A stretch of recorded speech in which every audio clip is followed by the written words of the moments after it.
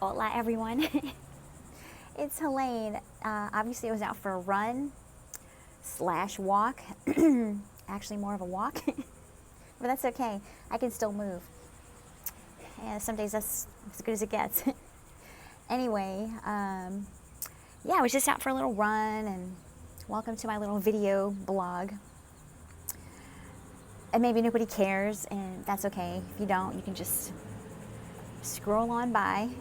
But if you want to listen to my little pearls of wisdom, stick around.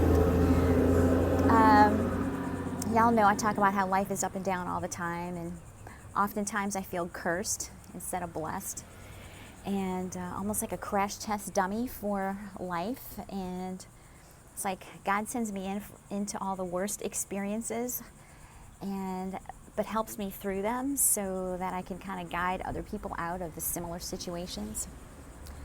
And or maybe even like I'm a Marine, the Marines go in and they do the recon. I guess that's kind of how I am. So anyway, I survive. I have survived everything up until this point, as you have. Nicely done, my friend. Nicely done. It's not easy right now. So what came to me on my little run walk today is, all the stuff that's going on in the world. And, we can talk and complain and point fingers and stuff. But to be honest, unless you're getting up off your butt and actually being part of the solution, and not trying to be mean or anything, but just stop. Everybody can complain. Everybody can point a finger and say it's somebody else's fault. But if you really want things to change, I don't care who's in office or what the deal is, change really starts from yourself first. You can't, lights in my eyes, sun's in my eye, you can't make a change in the world. Things can't change. It's not up to somebody else. It's up to you. It's up to me. And it has to start in yourself first. You have to look at your own life and see the flaws in your own life and face the ugliness that's within your own self. It's not easy to do. I mean, it's sometimes the truth isn't pretty to look at. But until we change from within, only then can you change your surrounding. You can change your family. You can change the surroundings around you. Start being grateful for what you have. I mean, I'm guilty of it too. When things are really crappy for me, you keep looking at all the crappy things, what you wish you had, what you should have, but what you don't have. And you will continue to get more of that. And I know that firsthand, but you get stuck in those cycles sometimes. So just pause for a minute, close your eyes and take a breath, and just think about what you really do have in your life. You'd be surprised. Just the fact that you have a phone and you can watch this video right now. You have indoor plumbing.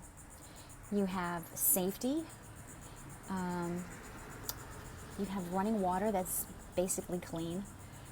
And you have food in your belly.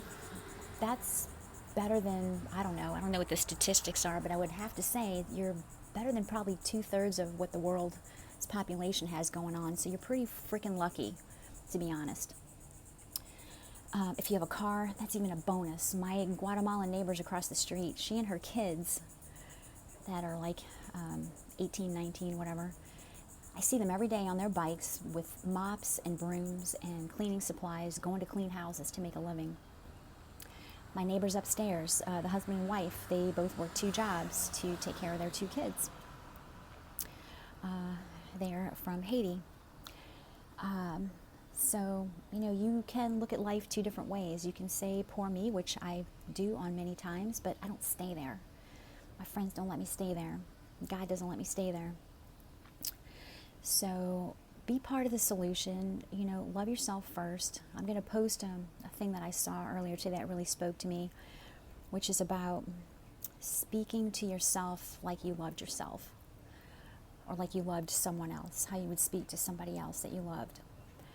Nourish yourself like you nourish your children or someone else. Be kind to yourself.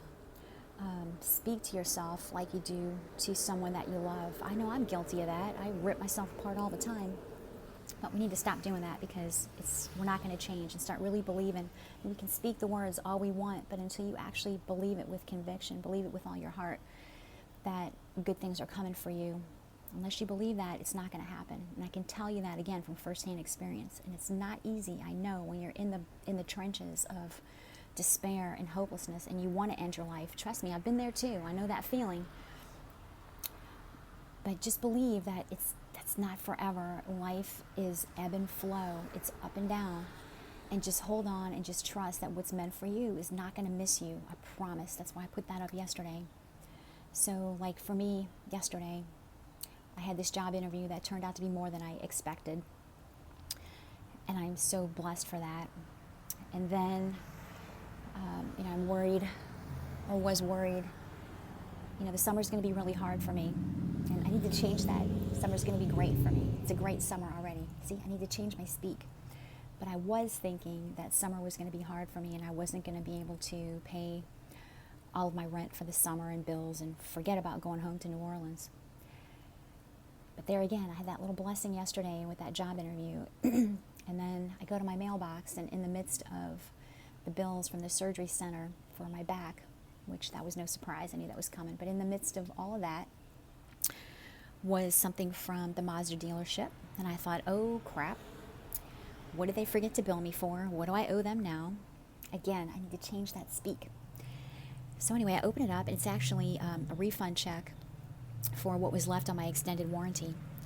So that's why I say, I know that was you, God. I know. And whether you believe in God, universe, universal spirit, whatever you want to call it, maybe you don't believe in anything, but that was magic. If you don't believe in God or whatever, it was just a good fortune. It was magic, whatever you want to call it. It was something. To me, I know it was God. And he steps in right when I'm ready to give up and think it's hopeless. He finds a way somehow. But remember, we're just humans and we're in this little 3D body. And we can't think of other ways that blessings are going to come to us. So they come to us in the most unexpected and most random ways. So please don't lose hope. Stuff comes to you. It really, really does. But you have to believe it's going to. And I know it's hard when you've lost children or you've lost a loved one, you've lost your job, you've lost everything, you lost your identity, and you feel like there's nothing other than losing the child part or having my child suffer a serious illness. I understand that feeling of utter hopelessness, utter loss, where you just don't want to wake up. I know that feeling. But then God, Spirit, whatever you want to refer, shows up with a miracle, like magic. So the point that I'm saying that is not to pat myself on the back, but to give you guys hope and to know that there are solutions out there somewhere that's not even on your radar. Just believe it's going to happen.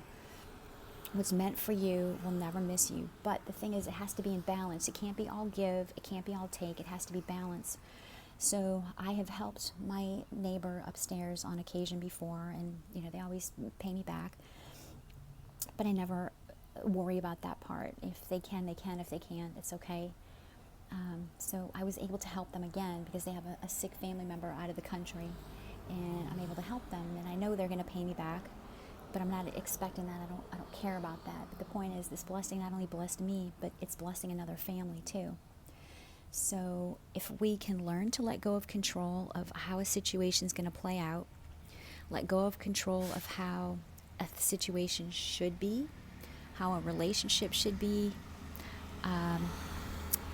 how fair things should be, if we can let go of that and just be, excuse the language, if we can just be fucking grateful for what we have, for the people that have shown up in our life, the experiences, quote unquote, good or bad, there's a lesson and a blessing in everything.